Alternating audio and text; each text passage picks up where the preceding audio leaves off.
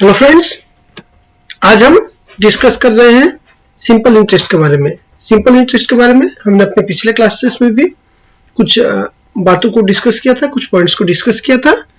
हम आगे बढ़ते हैं और कुछ और प्रॉब्लम्स को सॉल्व करते हैं, कुछ और ट्रिक्स को जानते हैं। सबसे पहले हमारे सामने एक सवाल दिया हुआ है, find the simple interest on ₹4500 from January 4, 2021 to 30th May 2021 at the rate of 5% per annum। तो यहाँ पे हमें दिया क्या हुआ है, यहाँ पे हमारे पास दिया हुआ है प्रिंसिपल अमाउंट, यानी कि प्रिंसिपल जो है वो दिया हुआ है 4500 और क्या दिया हुआ है, rate of interest. Rate of interest क्या है, 5%। हमारे पास रेट ऑफ इंटरेस्ट है और यहाँ पे हमें ना मंथ बताया गया है ना ईयर्स बताया गया है, हमें बोला गया है डेज का पीरियड, एक पीरियड बताया गया है, इस पीरियड के हमें निकालना है रेट ऑफ इंटरेस्ट। तो क्या है, जनवरी 4, 2021, यानी कि जनवरी में हम लोग पकड़ेंगे 31 डेज होता है, तो 31 - 4 = 27 डेज। फिर फरवरी में, जबकि ये लीप ईयर नहीं है, तो फरवरी में होगा 28 days, March 31, April 30 and May up to 30th में। हमने पहले दिन ही ट्रिक्स में देखा था कि हम एक दिन को पकड़ते हैं। अगर दो डेट्स इंटरवल बताए गए हैं तो हम उसमें से एक डेट को ही पकड़ते हैं। 31 - 4 = 27। तो टोटल हमारे पास हो गया 146 डेज। पर यहाँ पे रेट ऑफ इंटरेस्ट क्या दिया हुआ है, पर एनम। तो हम अपने 146 डेज को कन्वर्ट करेंगे ईयर में। और ये क्या होता है, if 365 days equal to 1 year, मतलब 146 डेज इक्वल टू क्या होगा, 146 डिवाइडेड बाय 365, यानी कि 2/5 ईयर्स। तो ये हमारा हो जाएगा n, नंबर ऑफ ईयर्स हो जाएगा, नंबर ऑफ ईयर्स हमारा हो जाएगा 2/5। ये हो गया हमारा पीरियड। तो अब हमारे पास P है, हमारे पास R है, हमारे पास N है। तो हमें फॉर्मूला पता है हमारा, I = P × N × R। तो हम इस फॉर्मूला में अब वैल्यूज को पुट करेंगे। तो क्या निकलता है हमारे पास, 4500 × 2/5 × 5 डिवाइडेड बाय 100। तो हम यहाँ पे जब अपना सिंप्लीफिकेशन करेंगे, ये 0 0 कैंसिल हो जाएगा, यहाँ पे 5 5 कैंसिल हो जाएगा, तो बचा क्या, 45 × 2 = 90। तो ₹90 हो गया हमारा इंटरेस्ट। तो 146 डेज का इंटरेस्ट क्या होगा, 90 rupees. So the required interest is ₹90। हम और एक प्रॉब्लम को लेते हैं। यहां पे दिया गया है, at simple interest a principal amounts to ₹2800 in 2 years and 3250 in 5 years। Find the principal and rate of interest. तो हमें प्रिंसिपल पता नहीं है और रेट ऑफ इंटरेस्ट नहीं है। क्या बोलता जा रहा है कि 2 साल में वो पैसा हमारा क्या हो रहा है, 2800 हो जा रहा है, और 5 साल में हो जाए 3250। तो हम देखते हैं, सबसे पहले 5 साल में कितना हो रहा है, 3250, और 2 साल में हो रहा है 2800। तो अगर हम इसको माइनस कर दें तो हमारे पास बच रहा है 3 साल में कितना हो रहा है, 2 साल में 2800 रुपया और 5 साल में 3250, यानी कि 2800 रुपया से कितना बढ़ता है, 450 रुपीज इंक्रीज हो रहा है 3 साल में। यानी कि 1 साल में कितना इंक्रीज होगा, 450 डिवाइडेड बाय 300, यानी कि 450 डिवाइडेड बाय 3 यानी कि 150। तो ये 150 हो रहा है 1 साल में। तो 2 साल में कितना हो जाएगा, 300 रुपीज। तो हमें पहला वाला जो बोला है कि 2800 in 2 years, तो अमाउंट जो है वो क्या हो रहा है, 2800, और इंटरेस्ट कितना है 2 साल का, 300 रुपया। तो यानी कि हमें पता है एक फॉर्मूला कि A = P + I। तो अब इस फॉर्मूला को अगर हम यूज करते हैं तो 2800 - 300 = ₹2500। तो ये हमारा हो गया principal. So principal amount is, principal हो गया 2500।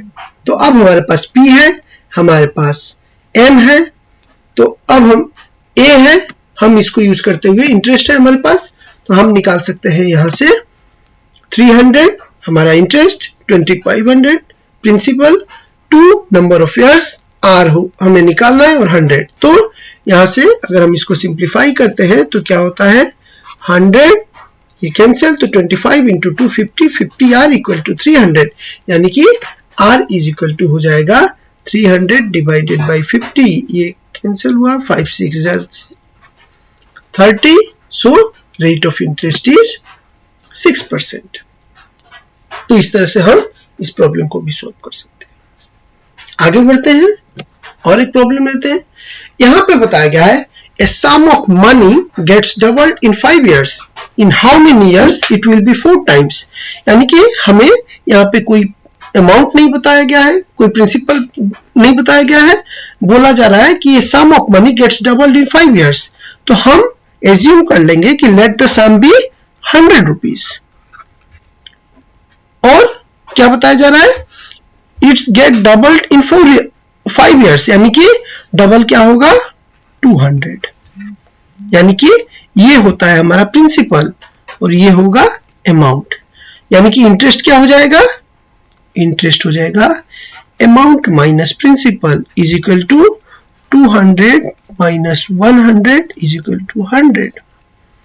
तो अब क्या हमारा सवाल के हिसाब से हमारा जो फॉर्मूला पता है I equal to P N R divided by 100, तो क्या हो जाएगा I कितना हो रहा है, इंटरेस्ट 100 रुपया, प्रिंसिपल कितना है 100 रुपया, number of years 5 years, R हमें पता नहीं है, R हमें निकालना है, डिवाइडेड बाई 100 कैंसिल, तो 5 और यहाँ पे 100, यानी कि 5R इक्वल टू 100, यानी कि R is equal to 20%, so rate of interest is 20%।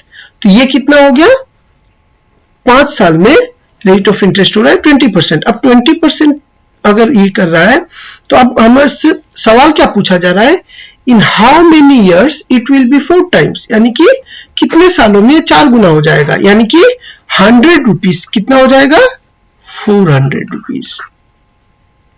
तो इंटरेस्ट क्या होगा amount minus principal is equal to interest, क्या हो जाएगा 400 minus 100 is equal to 300, so interest is 300। तो अब हम अपना फॉर्मूला पे अगर पुट करें, फॉर्मूला क्या है I is equal to P N R divided by 100, तो इंटरेस्ट कितना होता है 300, प्रिंसिपल क्या है 100, नंबर ऑफ इयर्स हमसे पूछा जा रहा है, और R क्या है कितना मिला हमें 20 डिवाइडेड बाई 100, तो ये 100 कैंसिल हुआ, 20n इज इक्वल टू 300, यानी कि n is equal to 300 divided by 20।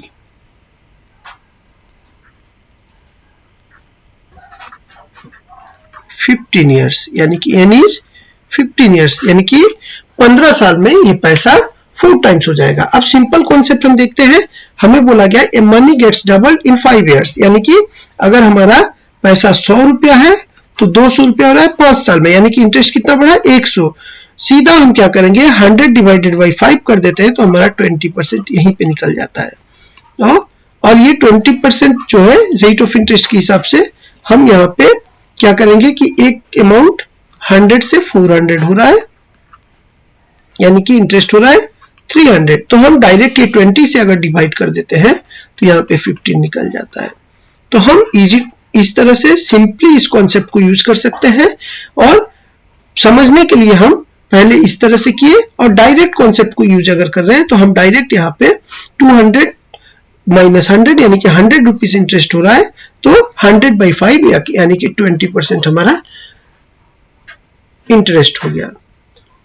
उसी तरह से और एक सवाल हमारे सामने है, यहाँ पे बोला जा रहा है in how many years a sum of money will be doubled at the rate of 5% per annum, यानी कि हमारे पास प्रिंसिपल नहीं है तो हम क्या करेंगे let the principal amount be 100, और ये क्या बोला है in how many years it will be 200। सीधा अगर हम लोग करना चाहें तो यहाँ पे हम कुछ नहीं करेंगे, हमारे पास इंटरेस्ट कितना हो रहा है इंटरेस्ट हो गया अमाउंट माइनस प्रिंसिपल, यानी कि 100 रुपीज 200 माइनस, और इसको अगर हम डायरेक्ट 5 से डिवाइड कर देते हैं तो क्या हो जाएगा 20%, 5 जो कि रेट ऑफ इंटरेस्ट है, तो 20 ये हो जाएगा हमारा 20 ईयर्स, ये हो जाएगा rate of number of years.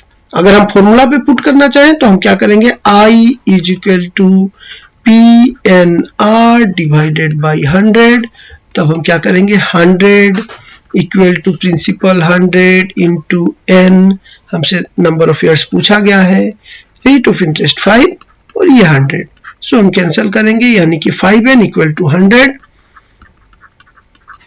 यानी कि n इज इक्वल टू 20।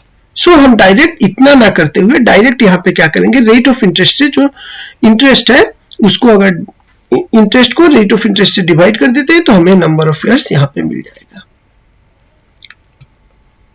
तो हम इसके लिए क्या करेंगे, ज्यादा से ज्यादा सिंपल इंटरेस्ट से रिलेटेड प्रॉब्लम्स को सॉल्व करेंगे। जब हम प्रॉब्लम्स को सॉल्व करेंगे तो हमारा कॉन्सेप्ट क्लियर होगा, हम चीजों को और अच्छे से समझ पाएंगे। नेक्स्ट क्लास में हम सिंपल इंटरेस्ट से जुड़ा हुआ और कुछ प्रॉब्लम्स को सॉल्व करेंगे। आज इतना ही, थैंक यू।